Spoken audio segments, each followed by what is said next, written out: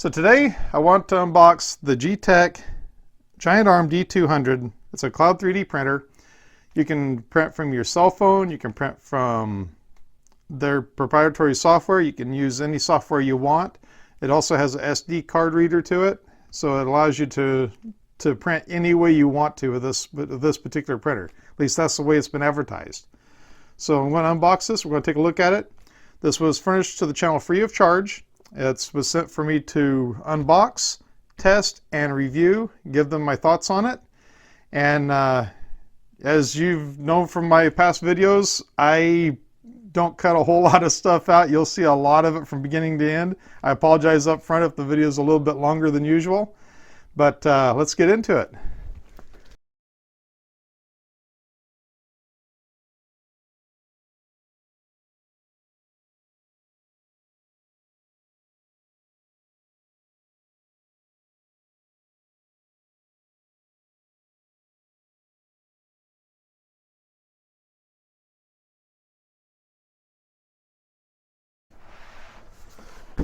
Try to get as close to the middle as I can. Okay, let's see what we got here.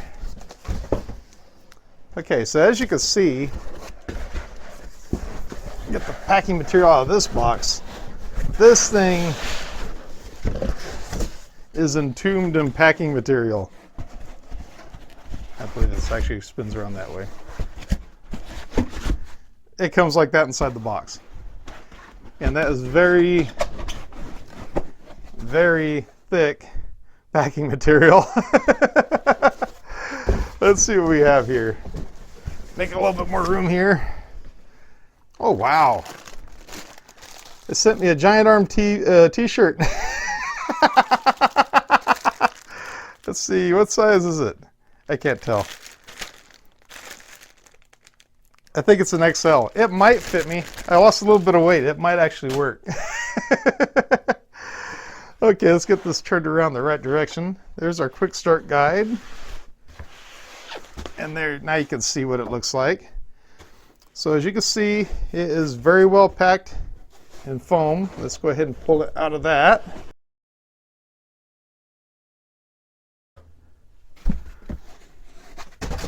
It's a lot of foam. Let me turn it over here to the side so I can get a look at it myself. Okay, so we have a block of foam here. It feels like it's got some parts in it. This is the glass bed inside this one. Let's see if I can... I think I better pull the glass out just to be on the safe side first.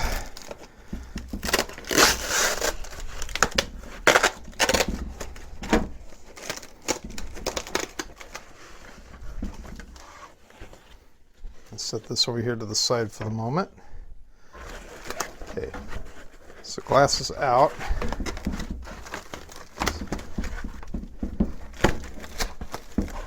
I'm going to have to put some feet underneath this thing so that it doesn't scratch the... Put it down there. The table may not be exactly the most level, but let's see. Yeah, that feels better with that direction. It's not rocking now. Table was probably just has a little dip in it. As you can see, it's got a heated bed. It's got clips that actually rotate outward for the glass bed to fit into it. That's pretty cool. Actually, these back ones are attached.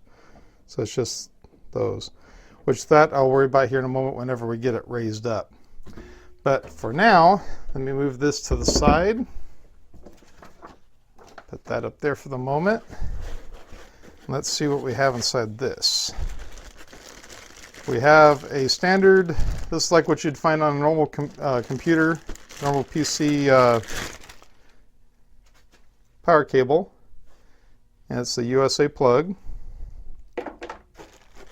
We have what looks like a Bowden tube.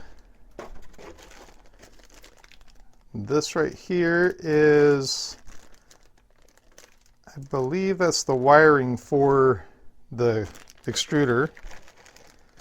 We have a USB cable to attach it to the computer. have some sample PLA, and that's actually a fairly decent amount of it. Normally the samples don't come with that much to it. Ooh!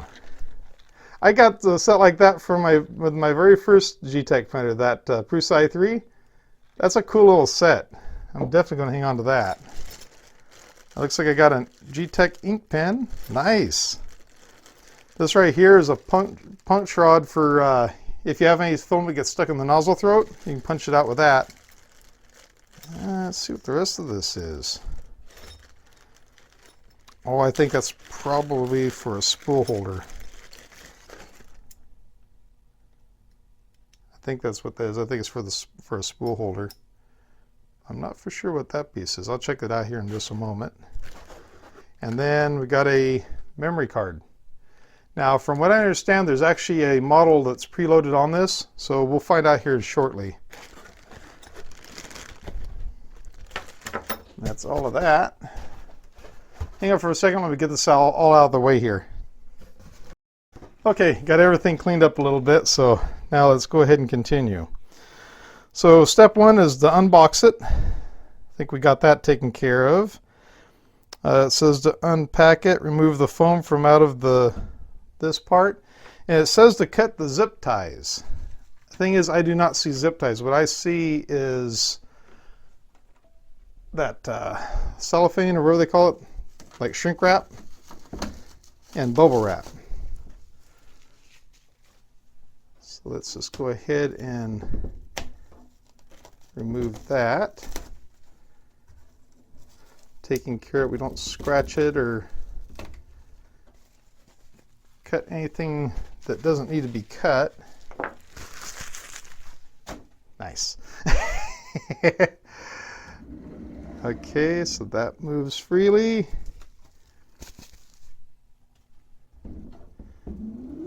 So far everything's looking good. I'm just kind of going through and just kind of feeling everything, make sure all the screws feel tight, make sure there's nothing that looks broke, out of place. Everything looks pretty clean. Okay. So this right here is the filament holder. So the filament holder will go here on the back. I get it where the camera can see it. There's a little bolt that sticks out the back there, and it just screws right onto that. And that'll be for the filament to hold on to. Let's see what I got here in the way of filament. There we go. I got some AMZ 3D black filament, and we'll just go ahead and put that right there for now. Yeah, that'll actually work out pretty good right there. While I'm back here, I might as well go ahead and attach the power cable.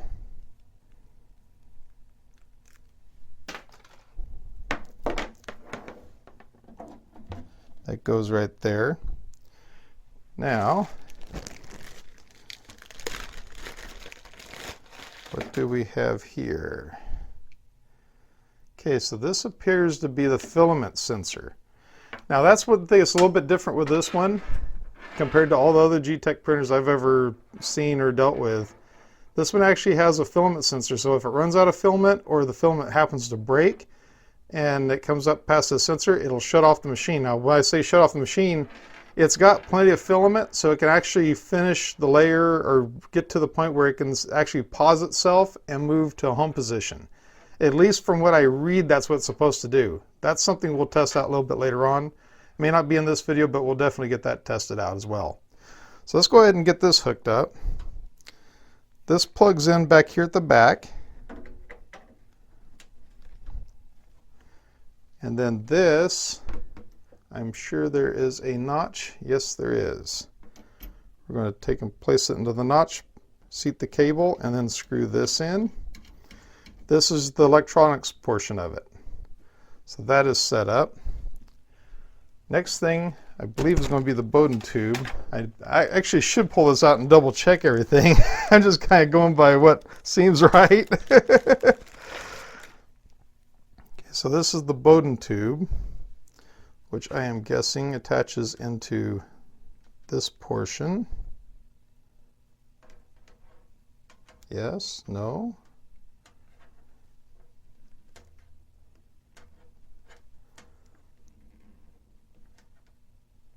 There it's seated. Okay, it slid in that time. And then it will go up here. I'll figure that out in a moment here for sure. I just leave that there for the moment, so I don't get too far ahead of myself. Actually, let's see. Connect the cable. Okay, so there are some clips here to connect the cable to the back. Okay, so it's going to use a little Allen wrench. Let me see if I got, actually I got this little tool set here. Let's just go ahead and use it. Oh, there we go. That works. Okay.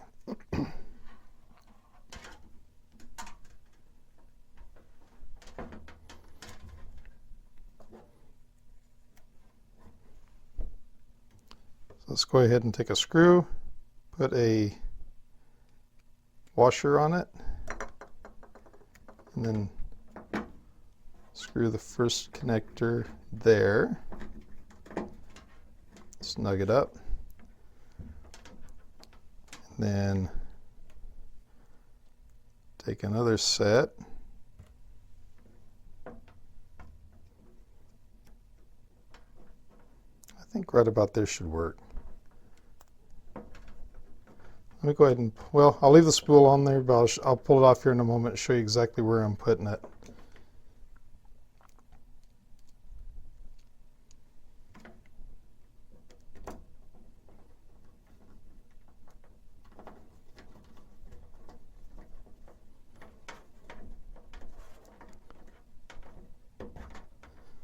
Give it a little bit of slack so I can make it somewhat upright.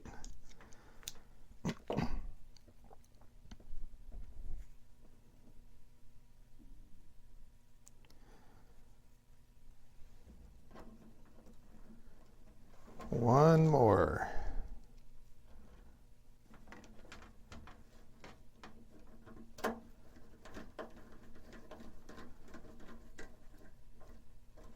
There we go. So this is what it looks like from behind now. Forgive the noise. As you can see, I've got this where it's got some slack down here so that it's not pulling against it. I have it run in a way where the spool isn't touching that, but it's pretty much upright. So whenever I run the filament through, I can run it straight through. So let's go ahead,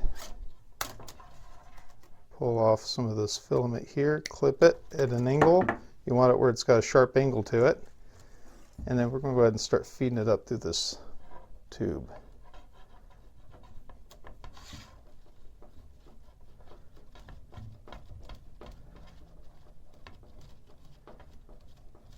Okay, as you can see, it just came through the end of it.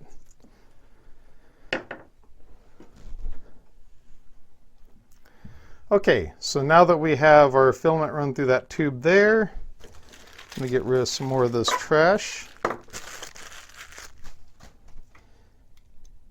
Let's go ahead and put our tool set away. Let's go ahead and refer back to this. It says at this point, we are pretty much ready to start getting things set up. So, let me, okay. I'm going to see if I can get this in a way where you can see it on camera.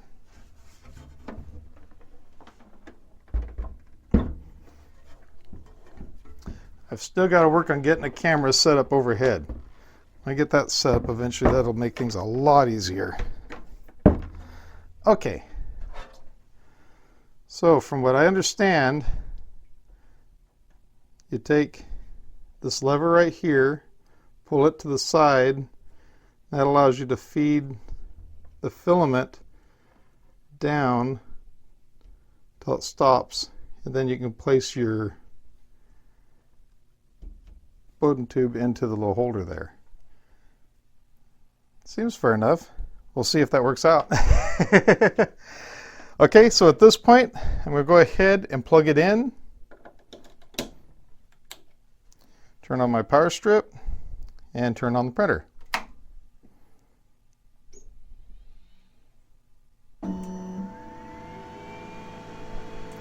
It's alive.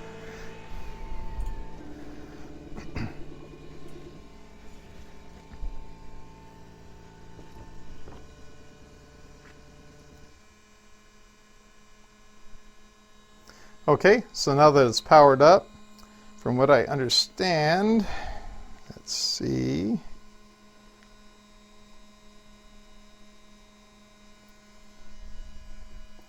Let's go ahead and make the bed go up. I believe you press that button and we go Z up. Let's take it up a little bit higher until we get that glass bed to where we can install it with the clips out. There we go.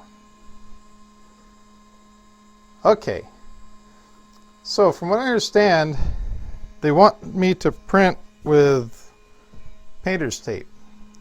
The thing is, I just don't like painter's tape. So what I'm going to do is I'm just going to go ahead and I'm going to place this glass bed on the way it is right now, and I will use a little bit of glue.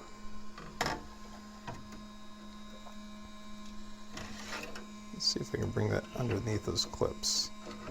Nope.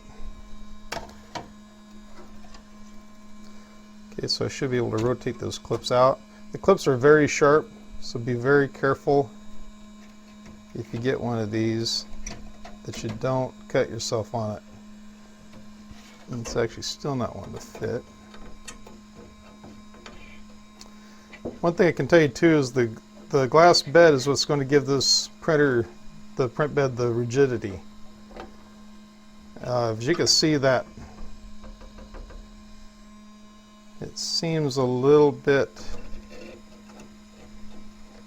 light to me compared to what the Me Creator 2 with the aluminum bed.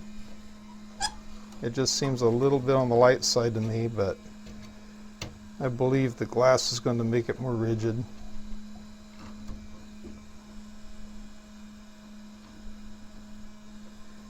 Okay, that's stiffened up the flex portion of it. That bottom piece though still seems kind of light to me. Okay, so with that in position like that, I want to go ahead and check the bed level.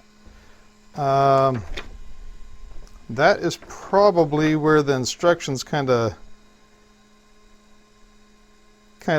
defer over to the other portion of it. So let's just go ahead and hit the home button. Okay, that's just home for the screen. Let's go that, and let's go home, home, and home.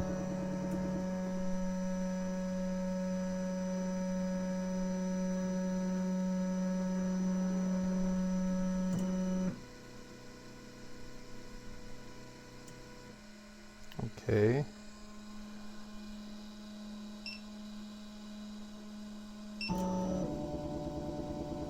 That works too for home. Okay, now what I want to do is I want to set the, there we go, leveling. So under the little gear, go to leveling.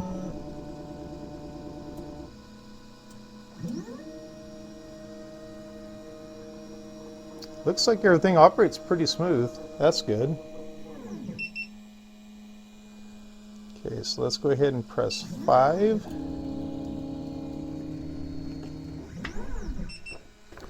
Now I should have brought me a piece of paper out here and I forgot to. So let's just go ahead and use this. And we're just going to go there. It's got a slight drag to it. So we're going to hit OK. Now we're going to go to position 1. Okay, there's no drag at all, so we're going to go Z up. That's a little bit too tight, but we're just going to go ahead and say OK. And I'm going to reach underneath here to this thumb screw. I'm just going to back it out just a hair. I'll just take it back. I'm going to tighten it a hair.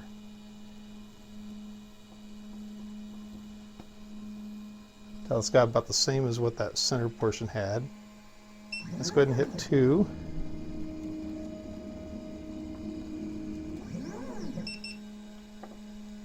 Okay, so that feels really tight right there.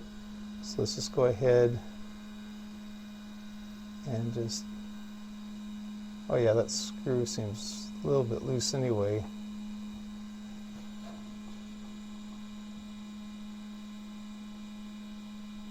Okay, that's good. Let's go back to 4. I know I'm messing up a little bit here, but that's all right. I'm just kind of getting the rough portion of it set up. Let's see.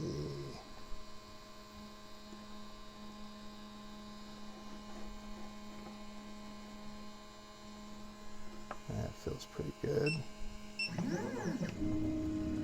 Let's go over here and see what 3 feels like. It's pretty loose, but let's see how the screw feels. That screw feels really tight. So let's back it off just a hair.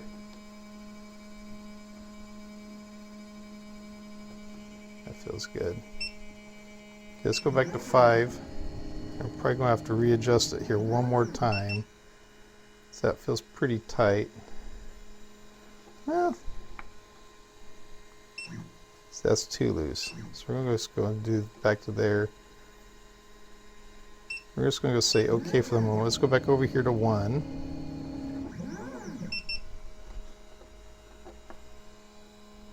We're just going to go ahead and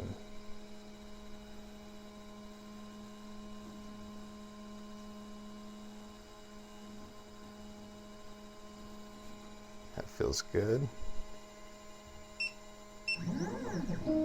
Let's just go out of order now. That feels good.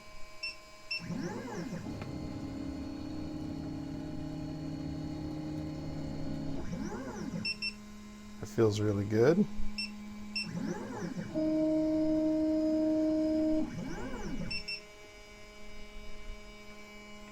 It's a little snug, so I'll just tighten it just a hair.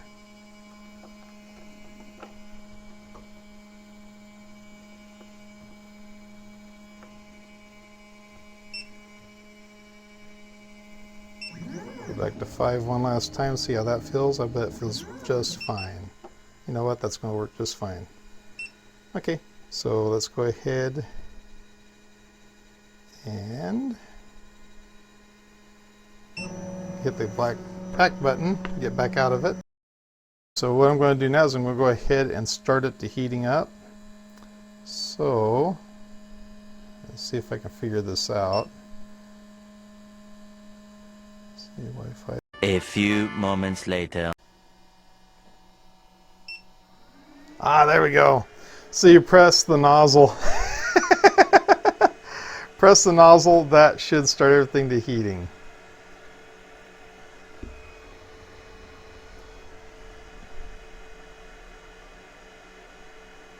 There we go. Okay, so once that heats up, I'll go ahead and I'll load that. In the meantime, I'm going to go over here and grab some glue. Okay, so what I use is the Elmer's washable school glue. That's what I've used on my other glass bed for a long time, and it works great. So I'm just going to put a very light layer of it across what I think is going to be where the print will be, which I'm guessing will be toward the center.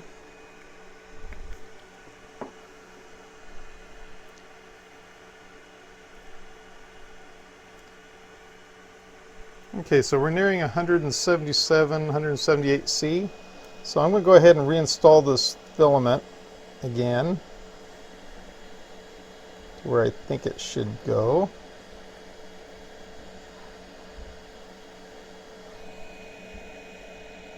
Yep, as you can see, right under here, it's starting to extrude. I believe 200C is going to be about right for that filament.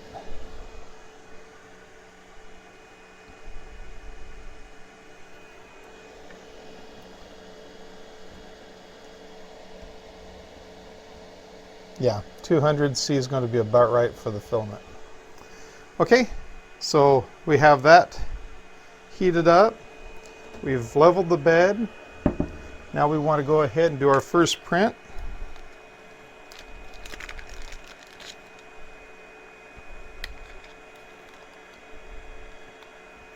So I'm going to take my 4 GB SD card that came with the printer, press it into the side there. This one actually clicks in, so that's pretty cool. Okay, let's go ahead and go home. And we're going to hit the play button. We're going to do the Giantarm logo. And let's go ahead and hit print. I'm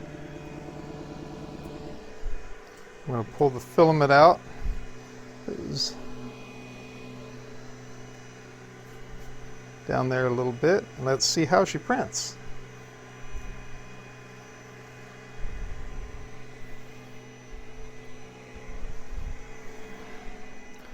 Now, if you don't mind, I'm going to go over here behind the camera, and I am going to zoom in so you can have a better view of what's going on.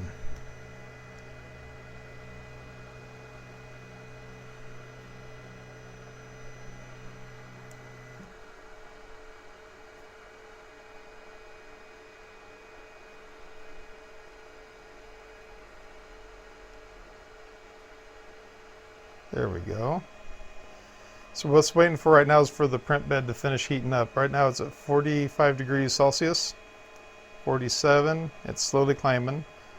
Once it hits 65, it'll start printing, I think. Today I'm trying out 2 different cameras. I've got the GoPro going down, it's not GoPro, but it's a knockoff of it. It's recording down low, and I have my S5 doing the other recording.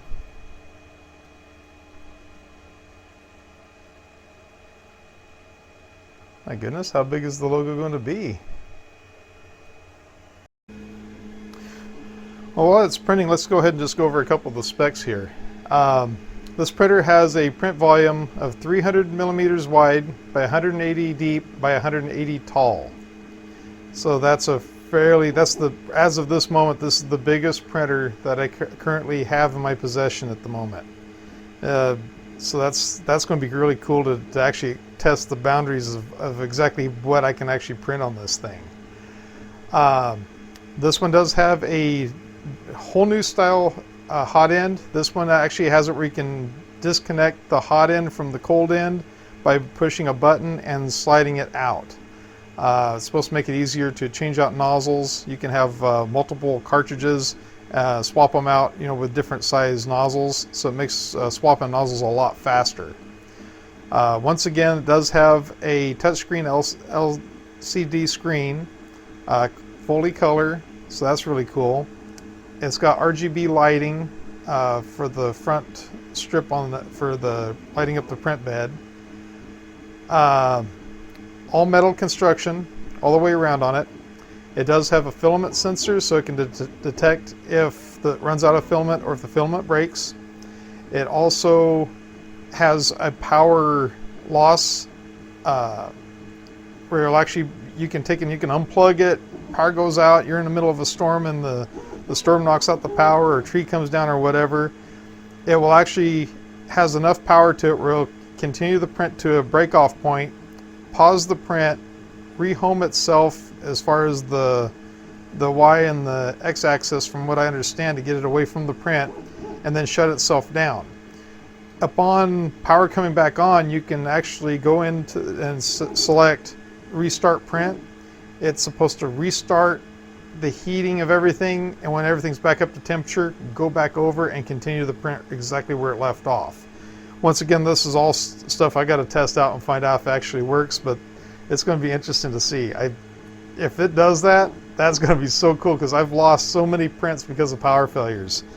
One time I was printing a hairy lion, and I kid you not, I was about an hour from finishing it, and power went off. It was when they had one of our biggest storms here in Salinas, and it knocked down a bunch of trees.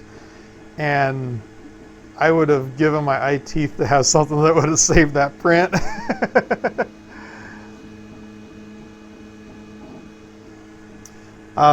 I believe the highest print temperature goes up to 100 or 240 degrees Celsius. I believe the print bed goes up to 110.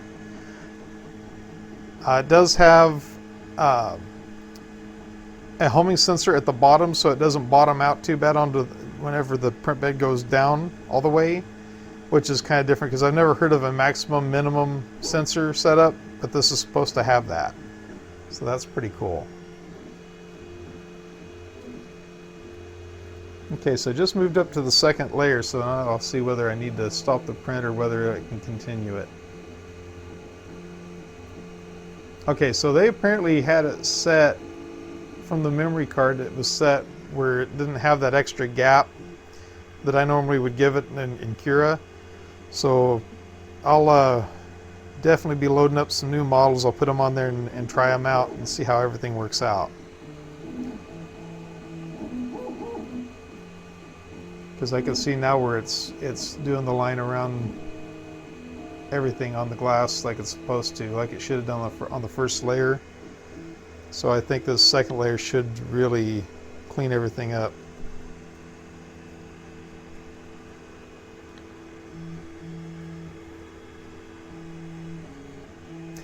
Now another thing about this printer is it does have a barcode over here, a QR code that can be scanned with your cell phone, where you can download an app, which I still need to do that. And it's going to be their Easy Print 3D app. And it's Geeetech's proprietary software. It makes it where you can print from the cloud. So it means if you're at work and you want to start a print, you can go into the app on your cell phone and start the print at work. And then depending on how long the print is, I mean, if it's something that you want done by the time you get home, you can time it. You know, if you have a general idea of how long it's going to take, and have your print whenever you get home. So that's kind of a really cool option right there. It is a Wi-Fi unit, so it actually connects to your wireless internet. Once again, I'll get into that later on and test all that out. Where I'm at in this particular building right here, I've actually got two Wi-Fi signals coming in here, so one or the other should give me plenty of signal strength where it should work just fine. It's all connected to the same network.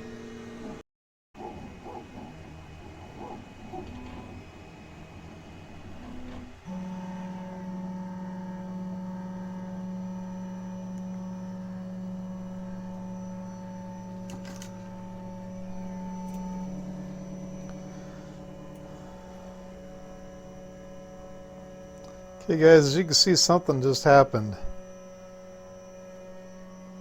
I believe we're at about the 1 hour and 8 minute, 1 hour and 9 minute mark. It says air nozzle 0 temp, heating element is out of order. Print job is stopped. Let's go ahead and hit the OK button.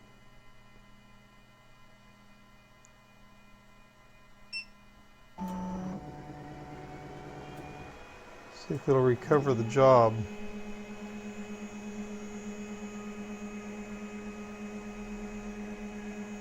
I will have to get hold of Geeetech and find out what's going on with that.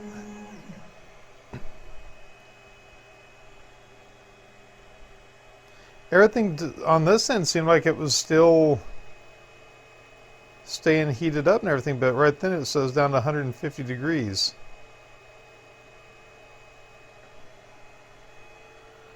Let's go ahead and drop this camera down so you can see it there. Yeah, it's not zooming in good enough for it. Anyway, it's heating back up right now. Let's see if it will recover. Go ahead and bring it back up here.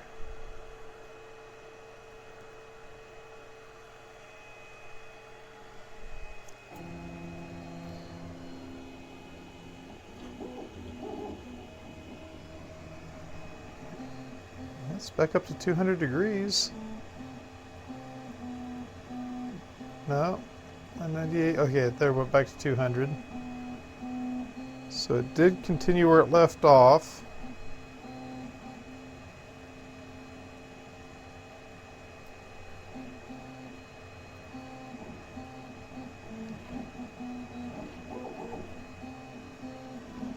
Okay, so right now it's at the 1 hour and 10-minute mark right now. So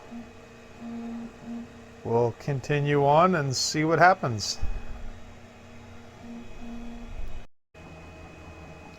Okay, so just then I saw it lose connection. It jumped from 200 degrees, it jumped down to 150 and then shut off.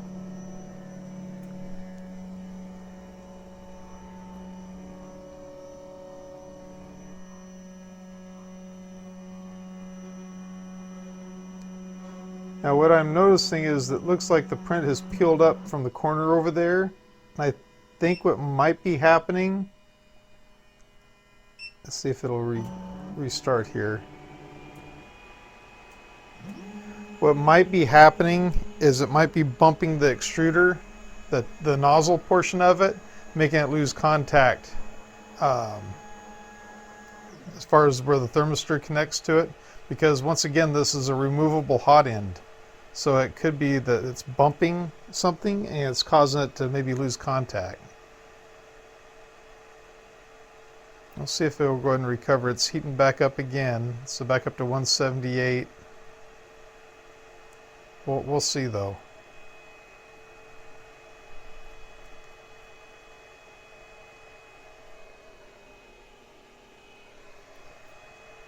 Just in the last layer I could hear the extruder, the nozzle bumping as it goes across the print. So I'm guessing they're probably printing, as long as this print is taking it, must be printing at probably a 0.5 to 0.1 layer height, which for these printers that's just overkill. But that could be what's causing it.